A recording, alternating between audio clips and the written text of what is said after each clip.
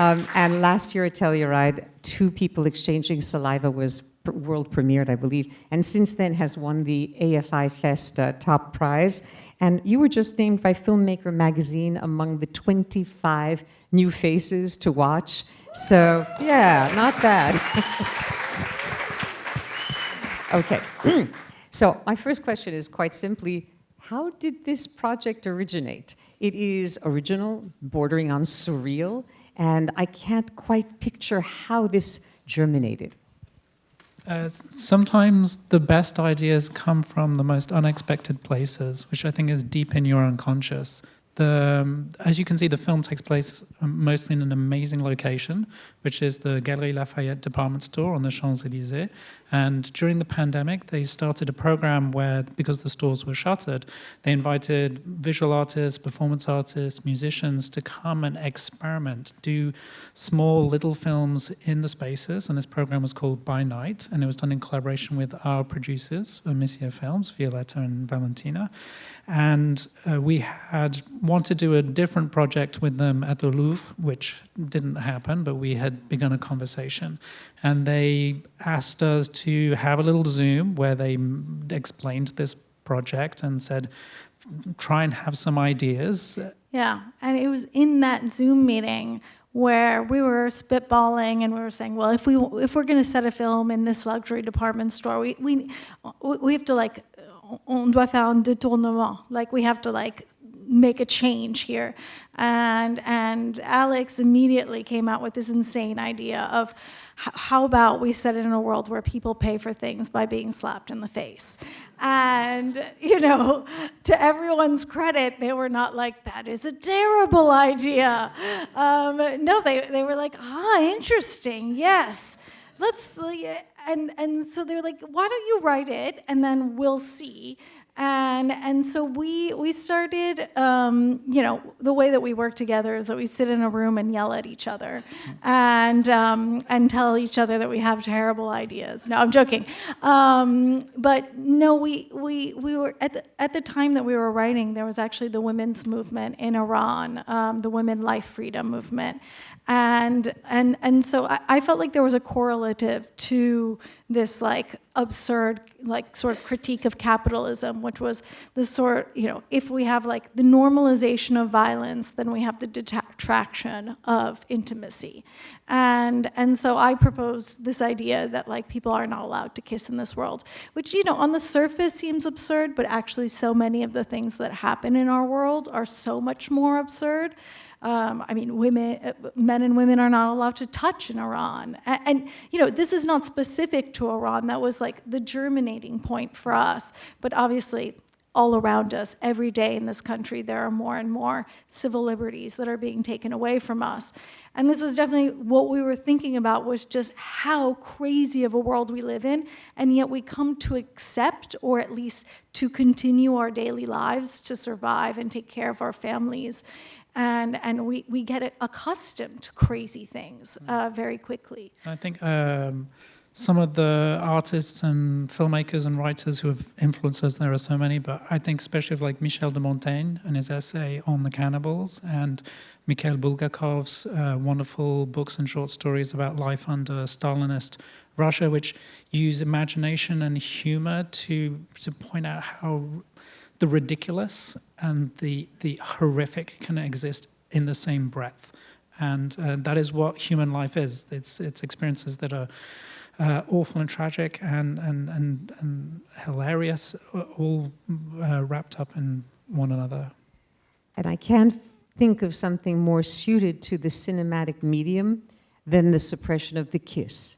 Because ever since the origin of film in peepholes and penny arcades at the beginning of the 20th century, that is, the whole idea was people wanted to see the lips of the two actors in the frame come together.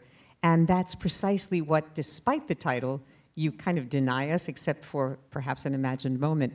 Zar, at what point did you get involved? And what did you think of this premise? Did you have any input into the formulation? I don't know when, but Very kind of early. very beginning of the whole process. I think this the story, I mean, connected to me immediately. Maybe it's kind of my taste of cinema too, that, you know, it was there, which is really rare in France, especially, to get this kind of scripts. And I was just wondering why they came to me. And then, so I just learned about this, the whole background that they guys they had in mind about woman life freedom. But which is interesting is that to me, the first thing actually, when I read the script, I immediately thought of this world, you know, this Western world that we are living today. I mean, not Iran. But now when you talk about, I mean, I get the reason, yes, about the whole kissing and, you know, this absurd world that we are living in Iran or those kind of countries. But I mean, the whole world gets very absurd, you know, at this time. And you know, the first time I watched the movie, it was so strange for me, just watching us just doing this stuff and, you know, telling this story. I mean, I was just wondering how we can play these characters. And so we had lots of hours and hours talk. And we went through the script, I think, a couple of times together.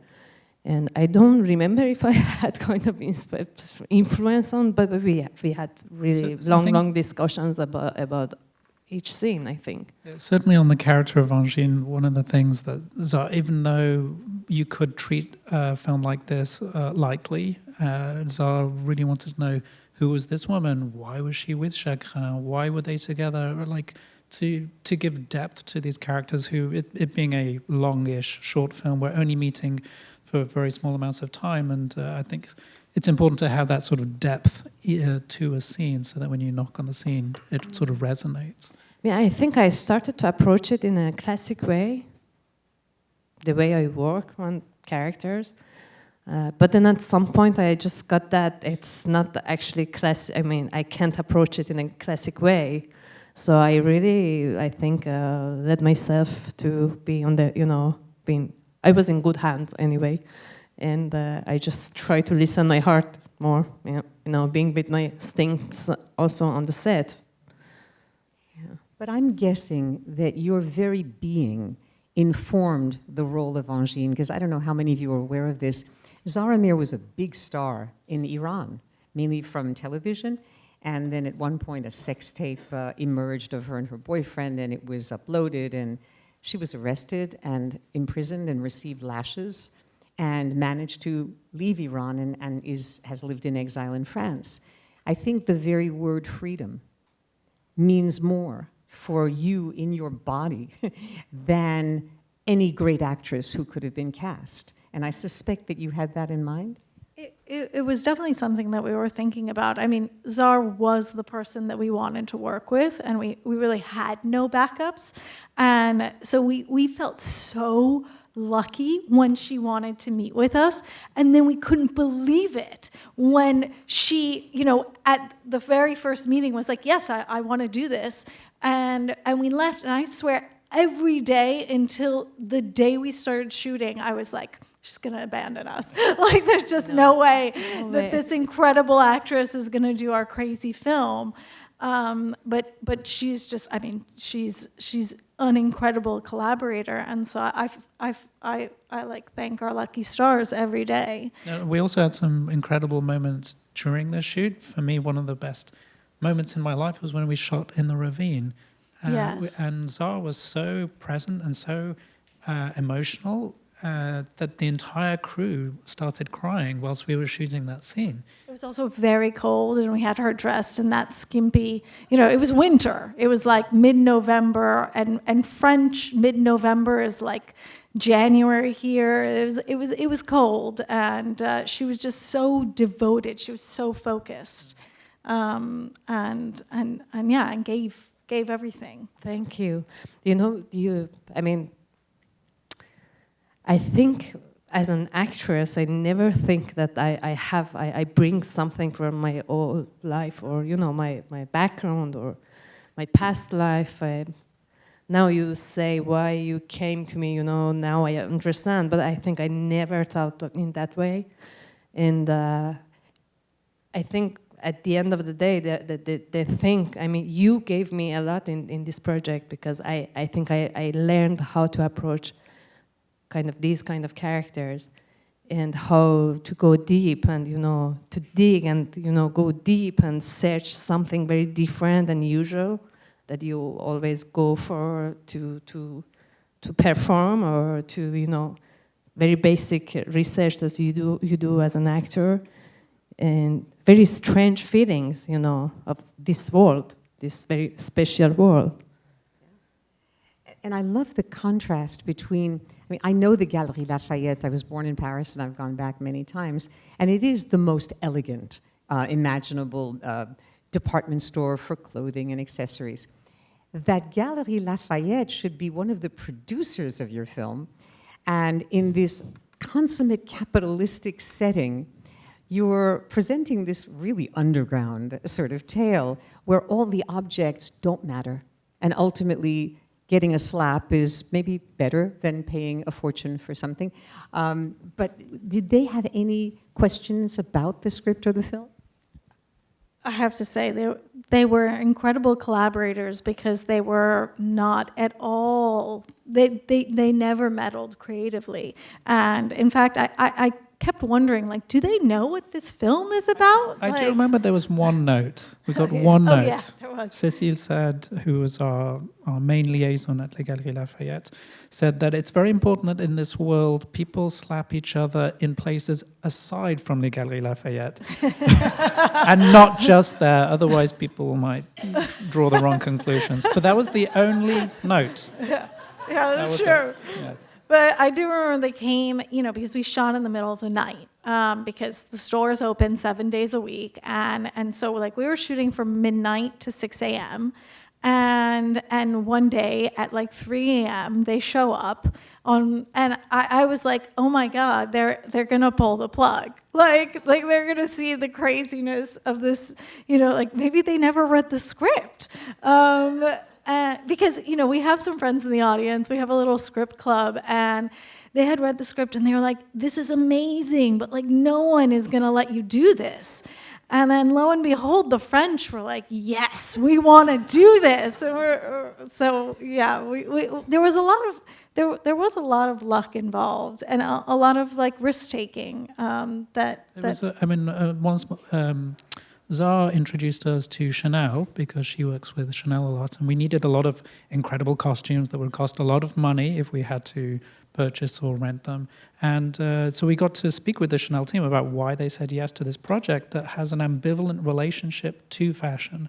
Because fashion is, for these women, is a significant, it's a signifier of power, economic wealth, and economic wealth over other people. And you see this sort of upstairs, downstairs quality to the store between the people who shop there and the people who work there. And Chanel were very open to the idea that they didn't just have to be positive about their brand and about fashion, and they could understand that fashion and beauty and power are complex things, and that they have their positives and their negatives, which is very brave for a corporation to do that. And I really wish that corporations in the United States, especially today, would be braver. I can understand that. I also couldn't help but notice, I always wear shoulder pads, and the fact that the women who work in the Galerie Lafayette all have this almost 1940s look with the thick black shoulder pads. In terms of costume design, was that something that you came up with, or? Oh no, that was our costume designer, who is actually a very close collaborator of Zar's. Her name is Rezvan Farsejani, and she is another incredible Iranian woman. And this is a very small detail that no one knows about other than us. I don't even know if, but I think it's a great story, which is that towards the end of the process, we had this idea that we should sort of have a secret message inside the coating of the dress, which is this abstract black and white pattern. But we thought it would be really nice if within it, and this is more for ourselves because obviously you can't see it on screen, but that it had the message woman, life, freedom encapsulated in the design itself. And we just felt like we wanted to have this tie. No, I think she's very special as costume designer. I mean, rare costume designer I know that they approach their work in this way. You can develop your character, you can develop your movie with her. You know, you can sit down and rewrite your script with her. She goes that deep into the characters, and you know, she really goes to details. Yeah. I'm curious how you came up with the character names like petulant, faintness, chest pain, and would I be right in assuming that one of your inspirations might be Buñuel, especially something like The Phantom of Liberty? I don't know how many of you have seen it, but he reverses everything from bourgeois society. For example, people in that film go to the bathroom to eat, but when they're sitting around a table, they have little toilets right under them. That kind of reversal. Well, it's a funny story. I believe that I had seen The Phantom of Liberty when I was a child at my grandmother's house, recorded off Arte or CANAL+, which are the art house channels in France. But I hadn't seen it until after we wrote the script. Oh, well, we watched it 6 months after we had written the script, and we were like, oh my God, we plagiarized Buñuel. Because there's this moment very early on in this film, The Phantom of the Liberty, Yes. where these kids are given these postcards, and they're clearly very naughty. A dirty old man by a in the dirty old park. man in the park, and they go home and they're looking at them, and their parents catch them, and they take away these postcards, and they're like, oh, how could you look at this? And then they start looking at them. All the while, we don't know what's on those postcards. They start looking at them in private, and they're like, do you remember when we used to look at things like this? And they're actually They're kind of turned on by it. Yeah, they're turned on by it, and then it's revealed that they're just famous buildings in Paris. And we were like, this is a very absurd idea. And we were like, oh my God. I mean, it's funny how, influence can sometimes, we sometimes describe something from the past as Kafkaesque, even though it precedes Kafka. So that there's this inverse influence. I mean, obviously Buñuel precedes us, but the influence actually came after we had already written our script, but through osmosis as well. We're all living in the same society. Yeah. I have so many more questions, but we have a few minutes left, and I wanted to acknowledge if any of you have questions for these remarkably talented people next to me. There's somebody with a hand straight ahead. 1 second for the mic. Can you go more into the the symbolism of them being slapped, having violence happen to the left side of their face to pave it? What did that all symbolize?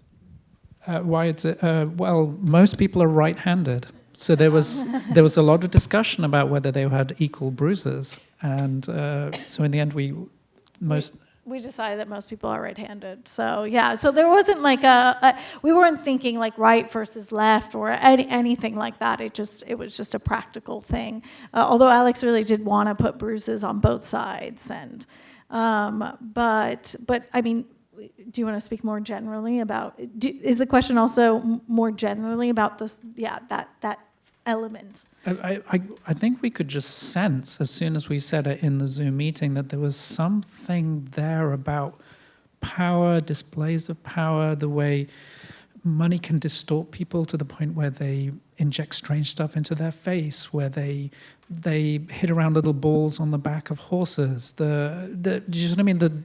Which we then aspire to, and how these distortions in society can be quite gruesome and in some ways self-destructive. There are many, many anecdotes throughout history.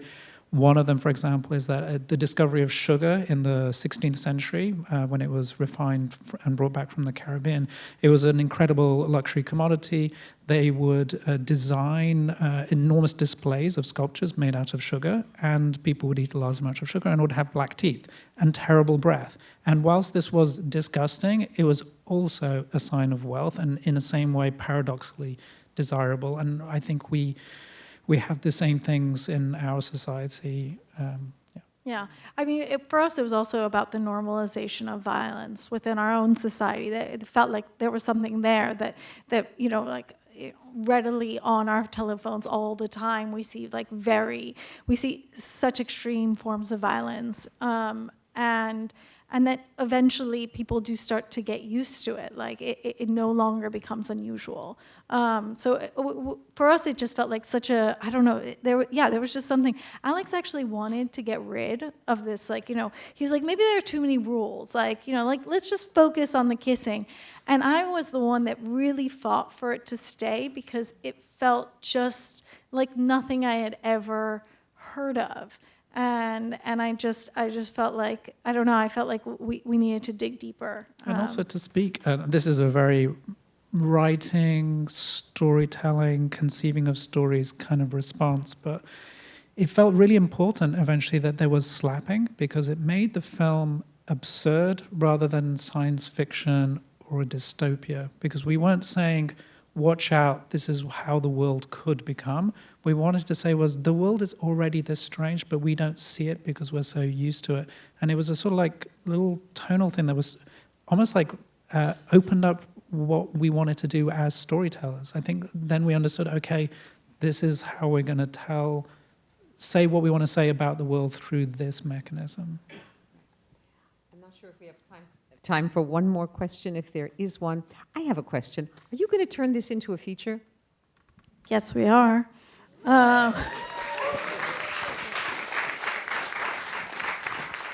And do you already have a script or the beginning of one?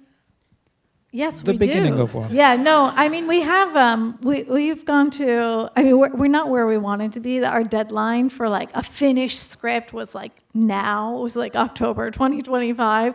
But we have like, we know exactly where the story is going, and we know who our characters are and all the crazy things. Let me now ask that the they most do. important question. Zar, are you in for this? They're so lucky. They have already me. Yeah.